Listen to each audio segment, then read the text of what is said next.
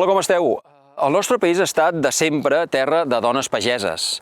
Amb el pas del temps, però, el progressiu abandonament del camp a través de les generacions, estimulada per la industrialització i altres formes de treball, ha fet que cada vegada siguin menys les dones que treballen al camp, i menys en el sector vinícola. Però les successives crisis econòmiques dels últims anys ha provocat un canvi de tendència i avui no són poques les dones que han heretat explotacions familiars i s'han posat al capdavant del negoci al qual dediquen tots els esforços i estima. Una d'aquestes dones és Gala Garriga.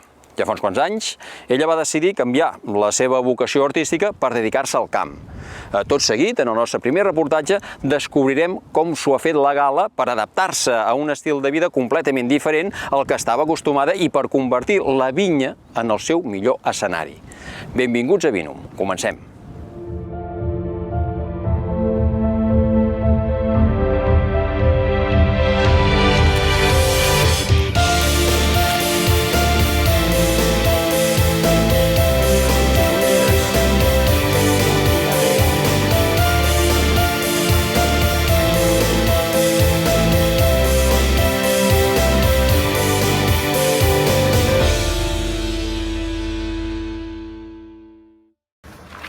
L'escenari de feina de la Gala Garriga haurien de ser les platees de teatre més imponents.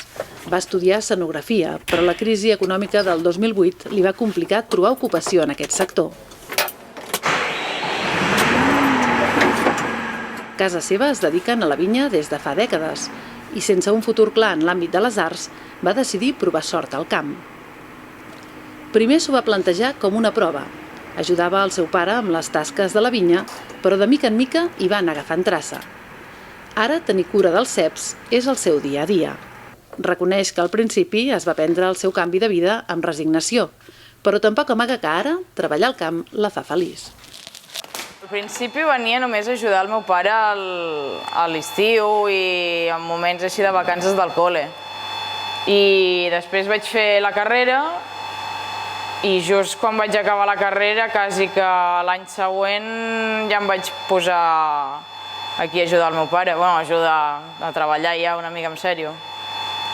Perquè vaig estudiar teatre i ho vaig veure una mica magre el tema i vaig veure que aquí s'estava prou bé i ja està, i m'he quedat aquí. La Gala confessa que la feina al camp té moments difícils, però assegura que la llibertat que et dona l'agricultura compensa. L'emociona veure créixer les plantes al llarg de l'any i assaborir com canvia el paisatge que les acompanya a mesura que avancen les estacions. Bueno, aquesta feina té coses bones i coses dolentes com totes les feines.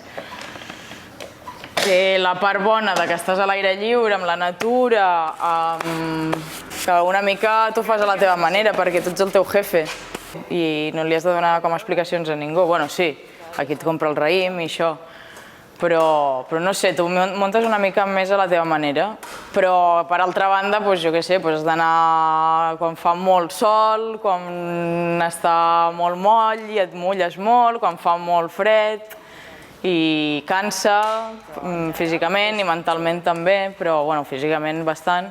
Però és xulo veure com l'evolució d'una planta al llarg d'un any, saps, el cicle d'un any, i com evoluciona també tot el seu entorn, no? O sigui, el paisatge, la fauna, la flora, tot, que va com evolucionant. I és xulo això. Bueno, no sé, a mi m'agrada.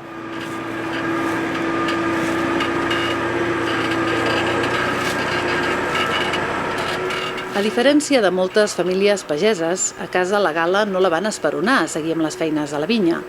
El seu pare l'animava a ella i al seu germà a dedicar-se a un altre sector, però el destí li tenia preparat un mar de vinyes.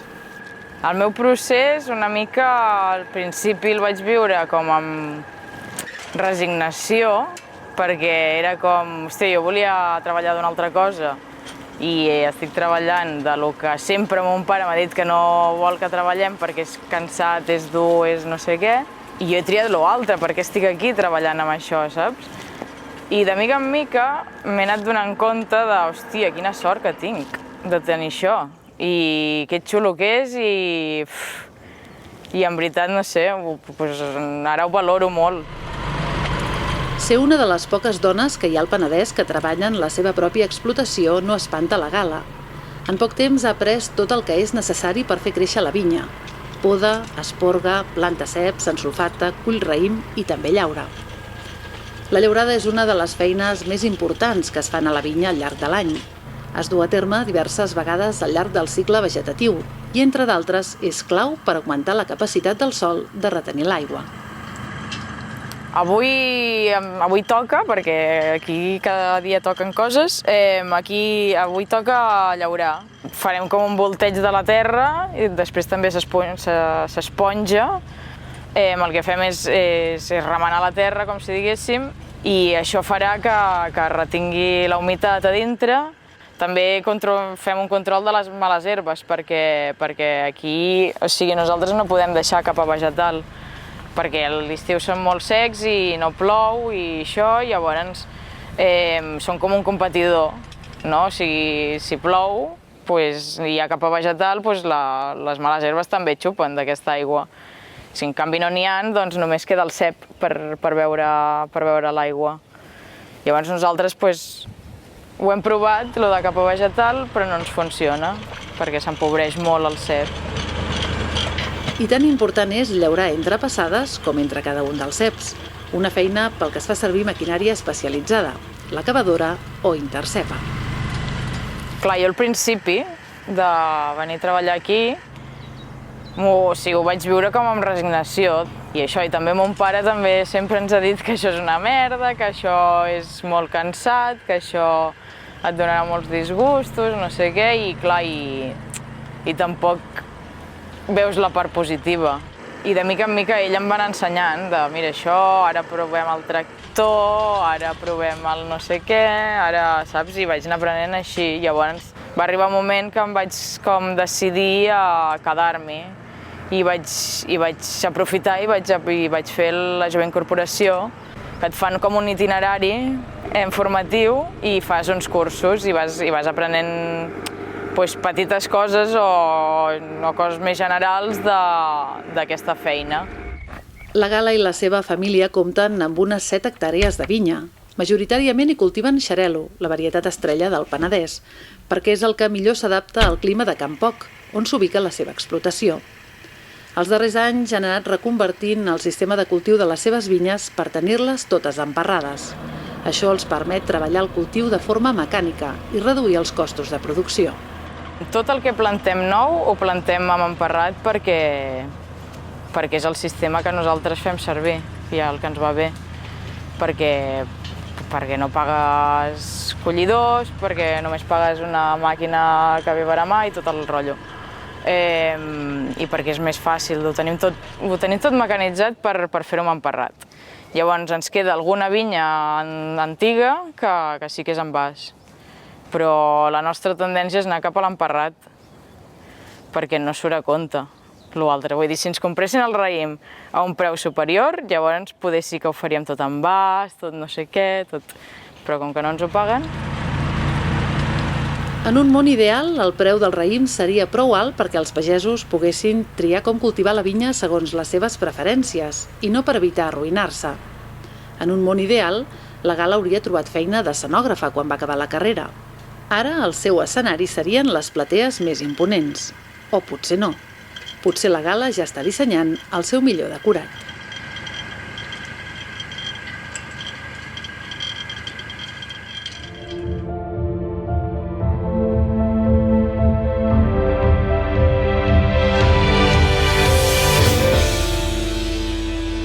Mireu, està fructificant.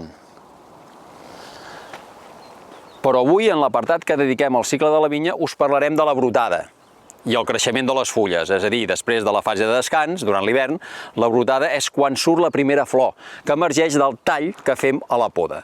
A partir d'aquí, el cep va agafant color. Veiem-ho.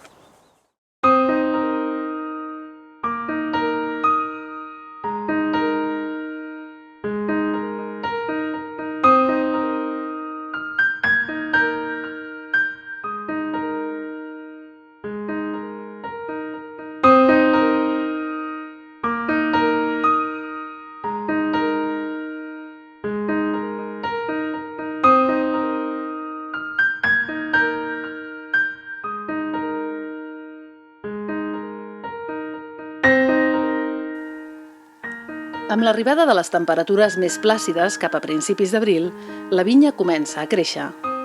Comença la brotada, s'obren les fulles i apareixen el que després seran els raïms de flors i de fruits. És a la primavera que tot neix i comença el període de creixement de la vinya. Quan ja han quedat enrere els mesos de descans hivernal, és l'època en què la vinya es comença a veure més viva. Gràcies a l'augment de temperatures i a les hores d'insolació, la planta comença a brotar. Els brots surten de les gemmes o borrons que s'han deixat en la poda. Aquests primers 15 o 20 dies de creixement dels brots són els de més risc. La planta està molt sensible i els brots són tendres. En aquesta època és quan sorgeix el primer perill important, les inoportunes gelades primaverals i els canvis sobtats de temperatura que poden perjudicar molt la planta.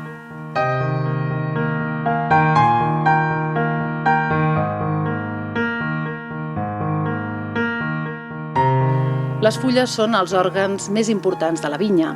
Transformen la saba bruta en elaborada i executen les funcions vitals de la planta: transpiració, respiració i fotosíntesi. És en elles on, amb l'oxigen i l'aigua, es formen les molècules dels àcids i sucres que s'acumularan en la baia condicionant el seu sabor. A partir de la clorofil·la que capta del raig del sol, l'energia és suficient per realitzar aquests processos.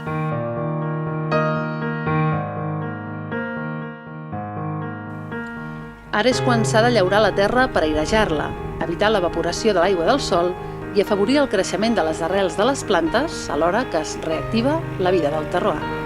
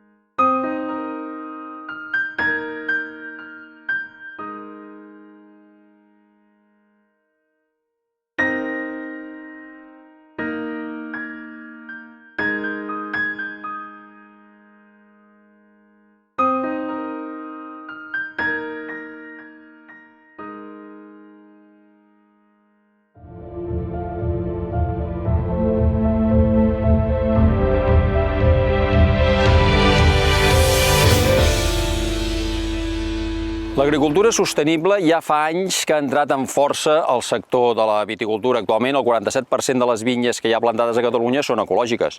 No hi ha cap altre sector que hagi apostat amb tanta força per la reconversió. És una evolució que s'ha anat cuinant lentament, però. Des de fa uns anys que s'acumulen els estudis per determinar quina és la millor manera de treballar aquest tipus de cultius. En aquest sentit, la col·laboració del sector públic i el privat ha estat clau per avançar en la millora d'una manera de fer agricultura més respectuosa amb el medi ambient. En aquest context, Francesc Pasqual i l'Incavi fa temps que han teixit una aliança que els permet investigar, entre d'altres, el comportament de diversos sistemes, com per exemple la coberta vegetal o l'ús d'estacions meteorològiques amb l'objectiu de reduir l'aplicació de fitosanitaris.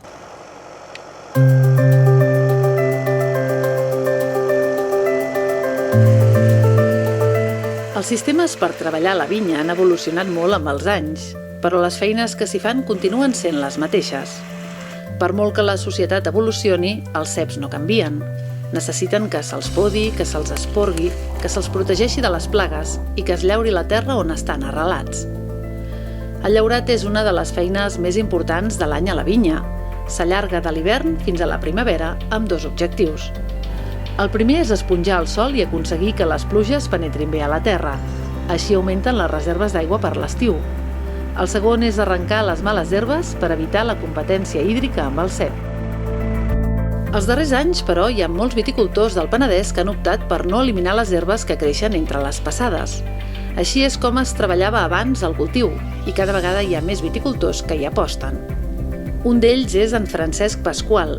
Té vinyes a Gelida i des de fa un temps hi estudia l'impacte de la coberta vegetal en els ceps. Aquest aparell serveix per mesurar la humitat que tenim a sota el terreny depenent de com gestionem el terreny. En agricultura hi ha bàsicament dues línies de gestionar el terreny. Una és amb coberta vegetal i l'altra la tenim aquí al costat sense coberta vegetal. el fet de tenir coberta vegetal ens dona molts avantatges. Augmentem la biodiversitat, augmentem la capacitat de retenció de l'aigua que té el terreny i augmentem molt el que és la gestió de la matèria orgànica, té molts avantatges. El que passa és que estem en un cultiu de secà i la competència hídrica que fa la herba amb el cep, amb aquest cultiu de secà, és molt gran. Llavors, jo volia veure fins a quin punt el fet de llaurar i eliminar la coberta vegetal o deixar la coberta vegetal in situ, fins a quin punt ens influïa en quantificar aquesta diferència de capacitat d'aigua que tenim disponible pel cep en el terreny. I per això vaig fer dues files completament contigües, una la deixo amb coberta, l'altra la llauro. Llavors, a sota, a mig metre de profunditat, hi ha dos sensors d'humitat, dos sensors amb aquesta passada i dos sensors amb aquella passada, que em van mesurant en cada moment la quantitat d'aigua que tinc al terreny amb aquesta passada que està amb herba i amb aquesta passada que està sense herba. Els resultats que el Francesc ha obtingut fins ara amb l'estudi tomben algunes de les creences més arrelades en el sector de la viticultura. És molt curiós perquè això tothom ho dona per sentat, que la capacitat d'emmagatzemar aigua del lloc on tenim la coberta vegetal, pel fet que hi ha més porositat i hi ha més arrels, és molt més gran on hi ha herba que on no hi ha herba. Ara bé, de la mateixa manera que m'emmagatzema més on hi ha herba, també és veritat que la buida molt més ràpid. Llavors, a llarg termini, em conserva molt més la humitat al terreny llaurat. Com la majoria de feines a la vinya, depèn de quina opció triï el viticultor, amb coberta, vegetal o sense, la matèria primera tindrà una qualitat o una altra. Si tu vols un producte on premies més els aspectes organolèptics del cep, del raïm, t'interessarà més la coberta vegetal, però això et anirà molt en detriment de la producció. O sigui, a grans trets tindràs una qualitat més gran amb coberta vegetal que no pas amb llaurat, però el detriment de producció serà molt important. Llavors és qüestió de fer una balança i al final hem d'arribar a l'equilibri de potser llaurar passada sí, passada no, poder en vez de deixar 2 metres de coberta vegetal deixar-ne un, així haurem d'anar jugant amb la meteorologia que tenim i amb el greu impediment que mai sabem, sempre sabem la meteorologia que ha fet, però mai sabem la meteorologia que vindrà el mes que ve.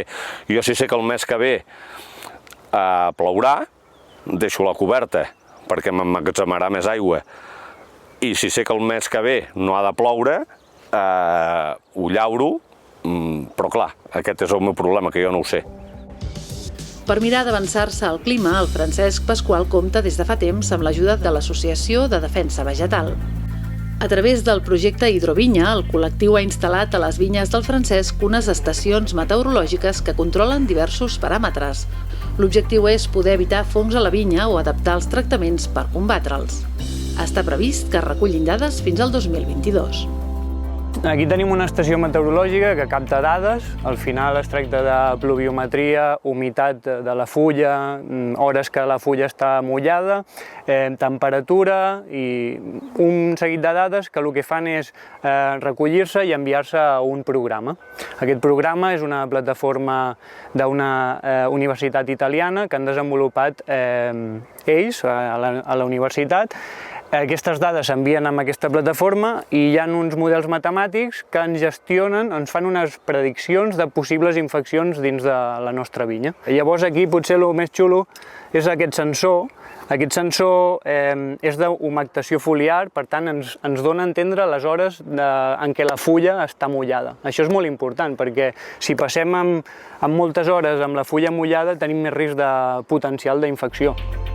Aquest projecte té una durada com a grup operatiu de 3 anys, va durar. A partir d'aquí aquest projecte s'ha acabat i nosaltres ens hem reinventat introduint sondes d'humitat, que és una altra de les coses que et comentava el Francesc que ens preocupen. L'entrada en força de la viticultura ecològica també ha donat empenta a aquest tipus d'iniciatives. Si el pagès pot preveure un augment d'humitat al cultiu, pot respondre amb anticipació a fongs com el míldiu o l'oïdi. També del que buscàvem en aquests projectes és reduir el número de tractaments. Això també és important, no ho oblidem.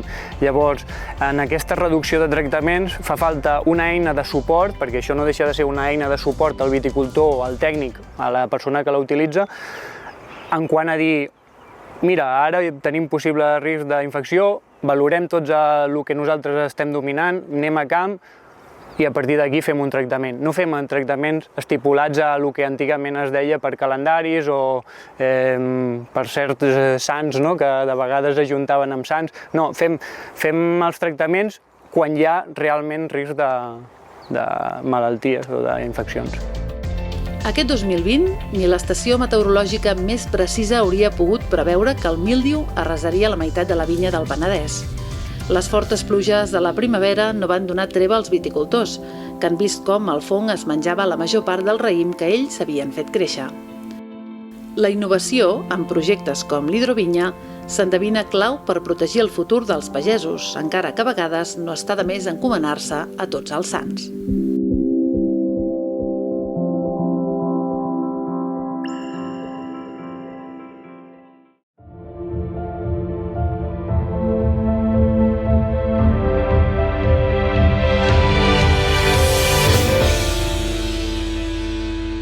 Ha arribat el moment d'acomiadar-nos i ho farem visitant el celler Jean León, de la DO Penedès, amb 4 vins seleccionats amb la distinció exclusiva Vi de finca qualificada.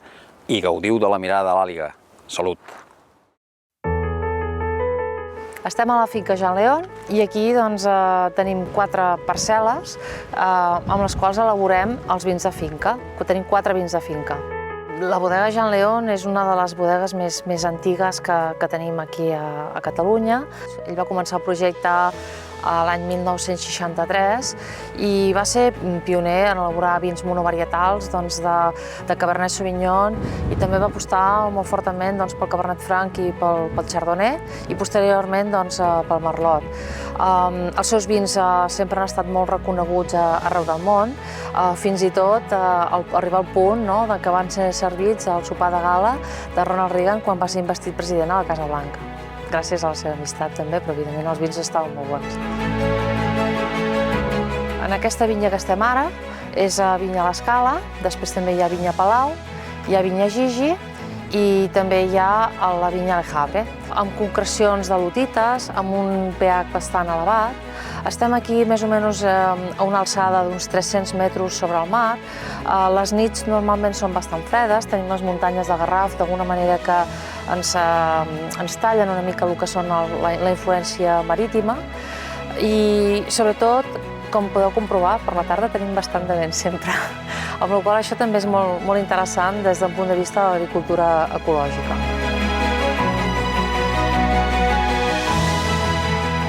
Aquests són els 4 vins de finca que estem elaborant avui en dia a Jean León. Vam aconseguir la certificació l'any 2013. Quan estem potenciant aquesta figura de vins de finca és perquè realment creiem que és molt important donar pes a tot el que implica aconseguir aquesta certificació. Rendiments un 15% per sota del que diu la denominació d'origen, tenir puntuacions més altes, també tenir una trajectòria ja important de premis i de reconeixements amb tots els vins, tenir aquesta combinació del que els francesos li diuen terroir, que seria combinació de varietat, clima i sol que al final dona lloc a aquesta qualitat, treballar bé també amb la bodega. Tots els vins que estem elaborant avui en dia són ecològics i després també és molt important aquesta traçabilitat, que realment demostrar que aquests vins que venen de cada un d'una parcel·la diferent estan fets amb una vinya d'aquí, elaborats a la bodega i embotellats a la propietat. Aquest vi és el vinya Gigi, és un chardonnay 100% que va ser plantat l'any 1969. És un chardonnay més o menys d'uns 13 graus i mig, que parcialment fermenta amb barrica i després el tenim més o menys uns 6 mesos en barrica en contacte amb les lies. Aquest és de l'any 2017. té un aroma molt complexa, molt interessant, apareixen aquestes notes de pinya, notes cítriques, notes de préssec, també un fons de torrefacció, també de la barrica francesa.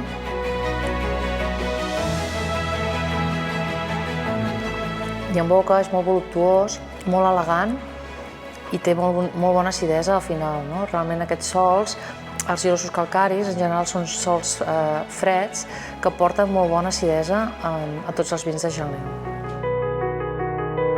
Vinya a l'Escala és el nostre gran reserva. Passa una criança de 2 anys en botes de roure francès i després mínim una criança de 3 anys en ampolla. És un vi que quan l'olorem ens despulla moltes característiques, però són vins que són tan complexes perquè al final porten tant de temps en bota, tant de temps en ampolla, que apareixen aromes primaris, secundaris i terciaris. I això fa que puguem trobar des de notes com de tabac, de caixa de puros, fins a fruita madura. Després hi ha tota aquesta part més especiada i torrefacta que porta la bota. I ja finalment en boca doncs té una entrada bastant greixosa també del treball de les maceracions llargues que permet aquesta varietat i després té un recorregut molt llarg i recte d'aquesta acidesa, d'aquests sòls frescos, però també té un taní molt viu i sedós que fa que sigui un vi que permeti aguantar molt de temps en ampolla. Aquí tenim un gran reserva del 82, de fet és una de les mostres de tots els cabernets que hem elaborat aquí al celler, és el gran reserva, i de fet és un espai molt especial perquè aquí guardem totes les anyades que hem elaborat. De fet això demostra que són vins amb un potencial d'envelliment extraordinari, són cabernets amb una vida llarga, elaborats perquè siguin llargs i amb la tipicitat del celler de Jean Léon.